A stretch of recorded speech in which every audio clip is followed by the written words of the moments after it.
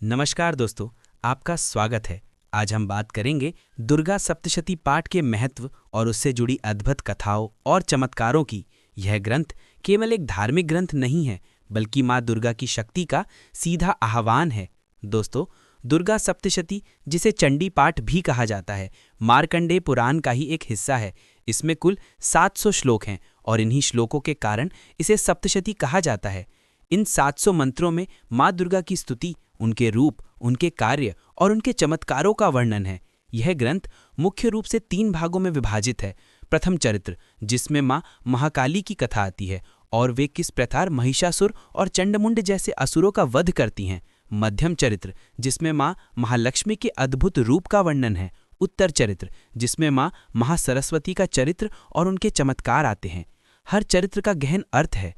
महाकाली हमें सिखाती हैं कि अज्ञान और आलस्य का नाश कैसे हो। महालक्ष्मी हमें सिखाती हैं कि लोभ और अहंकार से बचकर सच्ची समृद्धि कैसे मिले। वहीं माँ सरस्वती हमें ज्ञान, विद्या और शांति का वरदान देती हैं।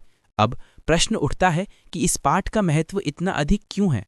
दुर्गा सप्तशती का पाठ करते समय साधक माँ की शक्तियों से जुड़ता है। ये केवल मंत्र नहीं, बल्कि माँ की शक्ति का प्रत्यक्ष पाहवान है। कहा जाता है कि इस पाठ को करने से भय मिटता है, नकारात्मक ऊर्जा दूर होती है और जीवन में शांति आती है।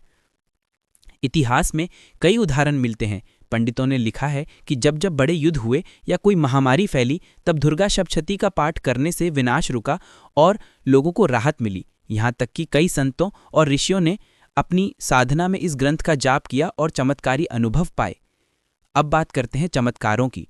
भक्तों का मानना है कि जो व्यक्ति श्रद्धा से दुर्गा सप्तशती का पाठ करता है, उसकी सभी बाधाएं धीरे धीरे दूर हो जाती हैं। यदि घर में अशांति हो तो यह पाठ शांति लाता है। यदि आर्थिक समस्या हो तो यह पाठ लक्ष्मी का आशीर्वाद दिलाता है। यदि भय और रोग हो तो यह पाठ साहस और स्वास्थ्य देता है।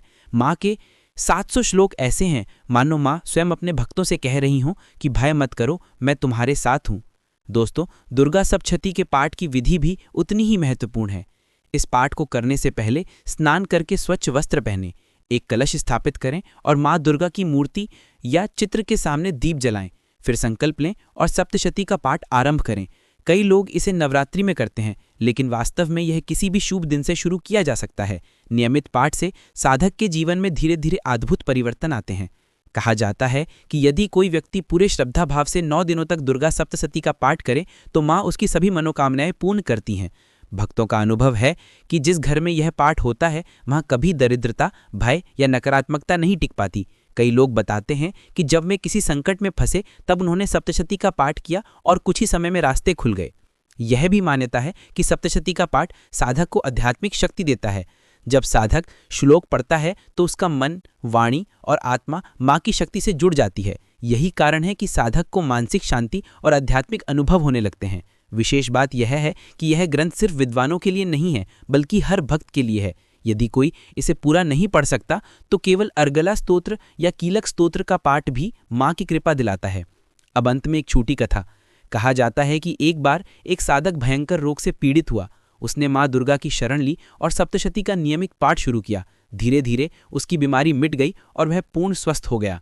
इस कथा से हमें यही शिक्षा मिलती है कि विश्वास और श्रद्धा से किया गया पाठ कभी व्यर्थ नहीं जाता। तो दोस्तों, दुर्गा सप्तशती केवल एक किताब नहीं है, यह माँ दुर्गा की शक्ति का जीवंत स्वरूप है। इसका पाठ करने से साधक को न केवल सांसारिक लाभ मिलते हैं, बल्कि आत्मिक शांति और मुक्ति भी प्राप्त होती है। अंत में हम सब प्रार्थना करें कि हे माँ दुर्गा, हमें साहस दीजिए, भय दूर कीजिए और जीवन को धर्म, सत्य और प्रेम से भर दीजिए। जय माँ दुर्गा।